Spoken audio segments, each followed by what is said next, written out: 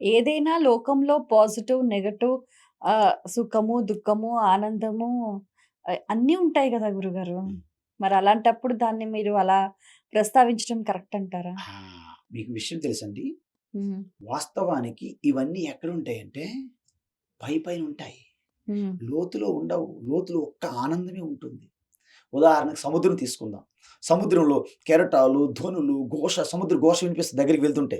Zoo పెద్ద వినిపిస్తాయి కదా! హ్మ్. ఈ కెరటాలు రావడము, అలలు కొట్టుకోవడము, ఈ ధ్వని ఇవన్నీ కూడా తీరంలో ఉంటాయి. హ్మ్. మీరు సముద్ర గర్భంలోకెళ్తే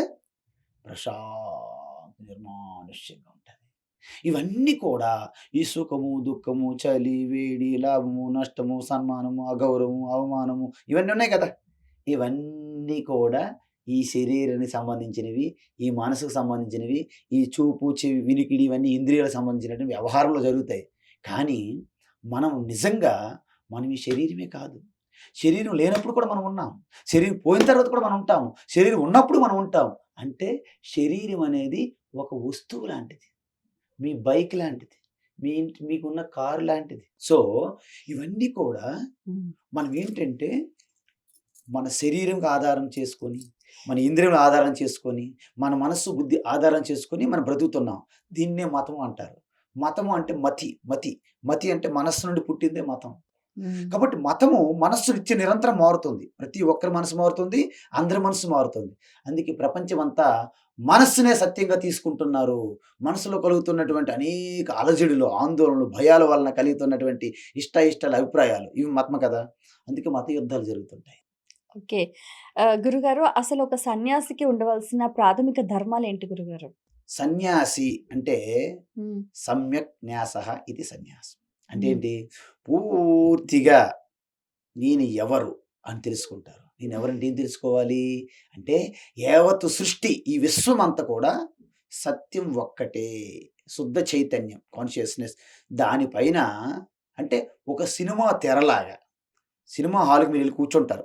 ఒక షో చూడడానికి టికెట్ తీసుకున్నారు. కూర్చున్నారు. హ్మ్. ఆ తెర ఒక్కటే ఉంటది సత్యం. 2:30 గంటలు, 3 గంటల సినిమా మారుతూ ఉంటదనమాట. అయితే ఈ మారుతున్న పిక్చర్సు, ఆ సీన్స్ మీద మీరు అట్రాక్ట్ అవ్వకుండా, ఐడెంటిఫై కాకుండా, ఎటువంటి చలించకుండా, ఎఫెక్ట్ అవ్వకుండా, ఆ తెరనే మీరు గ్రహించారనుకోండి, మీరు జ్ఞానులు అర్థం. సన్యాసి ముఖ్య లక్షణం ఏంటంటే, యావత్ ప్రపంచంలో తన ద్వారా ఎటువంటి ఇబ్బంది కలగకుండా, ఎటువంటి డిస్టర్బెన్స్ కలగకుండా, ఏమీ జరగకుండా, తను కేవలము ఈ లోకములో ఉన్న వారందరికి సుఖము కలగాలి. శాంతి కలగాలి, భద్రత కలగాలి అని కోరుతూ నిజానికి వీళ్ళందరూ అజ్ఞానం వలన అందరూ అయ్యున్నారు గానీ అందరూ ఎవరున్నారు? నేనే గదా అందరిగా కనిపిస్తున్నాను అని తెలుసుకుంటారనమాట. ఇంక అందరు లేరు. Nobody. Only bodies like A waves, tides, bubbles, ripples in the కాదు వాటర్. గురుగారు. శరీరం, ఆత్మ అని అంటూ ఉంటారు గదా హ్మ్. గురుగారు. హ్మ్. మరి మీరు రిపుల్స్, బబుల్స్ అని అంటున్నారు. ఆ! ఇప్పుడు సముద్రం తీసుకున్నామనుకోండి. హ్మ్. హెచ్2ఓ అనేది ఆత్మ. హ్మ్. హెచ్2 అనేది ఆత్మ. దానిపైనొచ్చినటువంటి తరంగాలు, బుడగలు, అలలు ఈ శరీరాలుగా భావిస్తున్నాం మనం. నిజానికి అలలు వేరేగా ఉంటాయా? నీటి కంటే వేరేగా? భిన్నంగా ఉంటాయా? హెచ్2ఓ వేరు, అల వేరా? అంటే మొత్తం సముద్రం యొక్క సారమేంటి? హెచ్2ఓనా కాదా? నీరు. హెచ్2ఓ అంటే నీరు. హ్మ్. ఇప్పుడు ఈ ఉదాహరణ చెప్తాను నేను. హెచ్2ఓ అనేది కేవలం ఒకటే ఉంది. యావత్తు సృష్టి లేనప్పుడు కూడా ఒకటే ఉన్నది. సృష్టి ప్రళయం వచ్చినప్పుడు కూడా అది ఒకటే ఉంటది.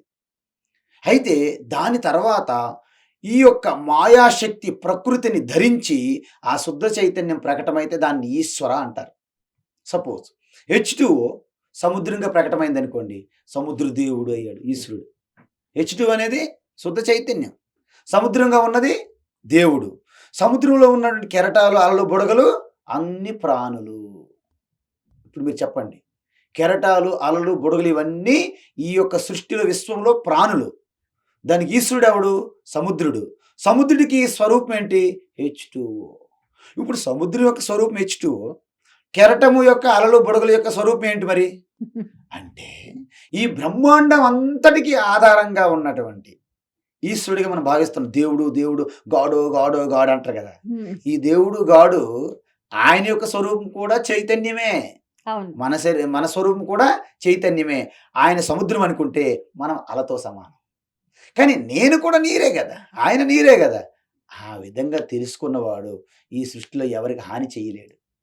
ఓకే. అప్పుడు దాన్నే వసుదైవ కుటుంబకం అంటారు.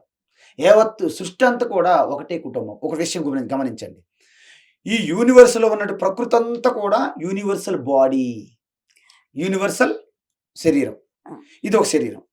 ఈ శరీరంలో ఒక చెయ్యి కంటే కాలు గొప్ప, కాలు కంటే నా కన్ను గొప్ప, కన్ను కంటే చెవులు గొప్ప, చెవి కంటే ముక్కు గొప్ప, ముక్కంటే నాలుక గొప్ప అని అంటారా? దేని శక్తి కూడా నా శక్తే గదా! ఏం చేసినా నేను చేసినట్టే గదా! కాబట్టి ఎంటైర్ ప్రకృతి ద్వారా ఏది జరిగినా ఒకే ఒక ప్రకృతికి సంబంధించింది. అందువలన దీంట్లో మనుషులు ఏవైతే చేస్తున్నారో వాస్తవానికి ఇది ఏ మనిషికి సంబంధించింది కాదు. వాడు ఏది సాధించినా ప్రకృతి అంశ. ఇప్పుడు చెయ్యి ఏది గొప్పది అనరు ఎక్కడైనా. నేను గొప్ప అంటాను. సో, సృష్టిలో ఎవరు ఏది సాధించినప్పటికీ ప్రకృతిది. అందుకే ఎవరైనా సరే ఒలింపిక్స్‌లో గాని, సిద్ధులు, మహిమలు ప్రకటించినా అవి వాళ్ళవి కావు. హ్మ్. ప్రకృతివి. హుహు. ప్రకృతిలో భాగమే. ఈ శరీరము ఈ చెయ్యి నాకంటే భిన్నంగా ఇప్పుడు ఉంటదా?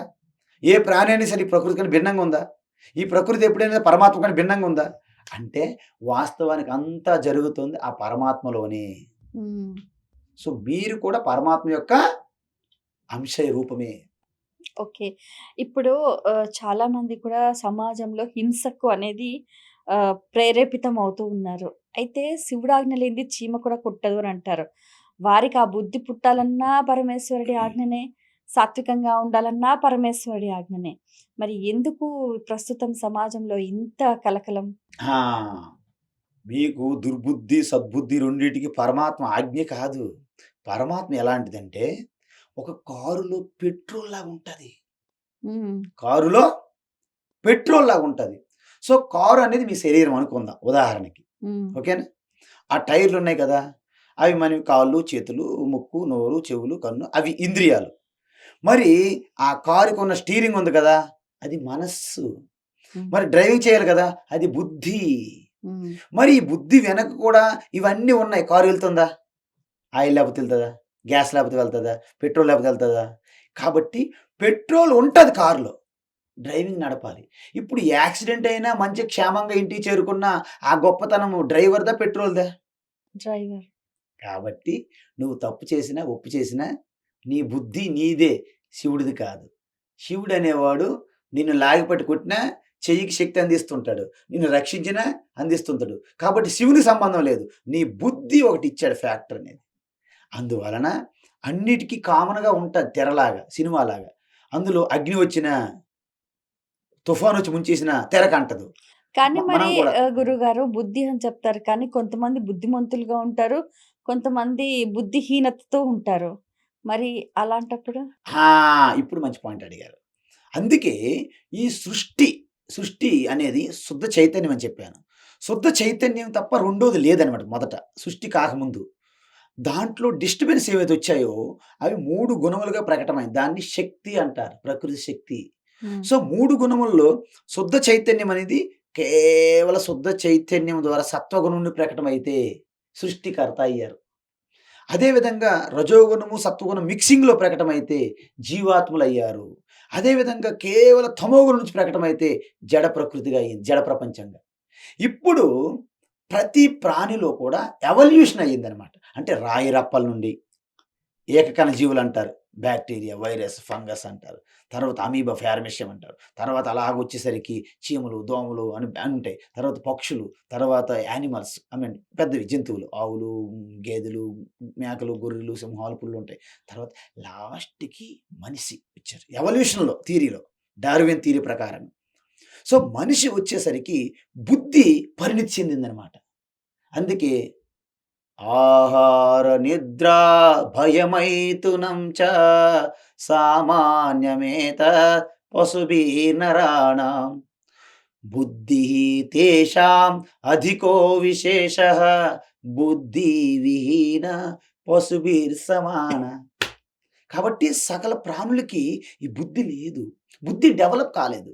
బుద్ధి డెవలప్ అయిన తర్వాత మనిషి అని పిలువబడ్డాడు. కాబట్టి మనిషి అందుకే అన్నిటిని శాసిస్తున్నాడనమాట.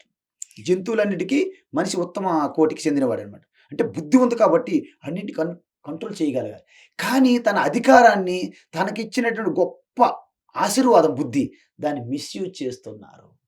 ఈ బుద్ధి వాడి అన్నిటిని కంట్రోల్ చేస్తూ, అన్నిటికి మూలమైన స్వరూపాన్ని తెలుసుకొని, ఈ సృష్టి నుండి లిబరేషన్ అవ్వొచ్చనమాట. రియలైజ్ అవ్వచ్చు. అది మిస్‌యూజ్ చేస్తున్నాడు కాబట్టి, ఆయన కూడా పశువుల స్థితికి దిగిపోతున్నారనమాట. బుద్ధి హుహు. వాడకుండా. మీకు డబ్బులిచ్చాం. మీరు ఎక్కడికో క్యాంపెళ్లారు. మీ దగ్గర డబ్బులున్నాయి. ఆకలితో ఉంటున్నారు మీరు. ఎందుకంటే ఖర్చు పెట్టడానికి లోభి. అమ్మ కొత్త నోట్లు ఖర్చు పెట్టను, ఖర్చు పెట్టను. మనందరికి బుద్ధిచ్చారు మనిషికి. కానీ బుద్ధి వాడట్లేదు.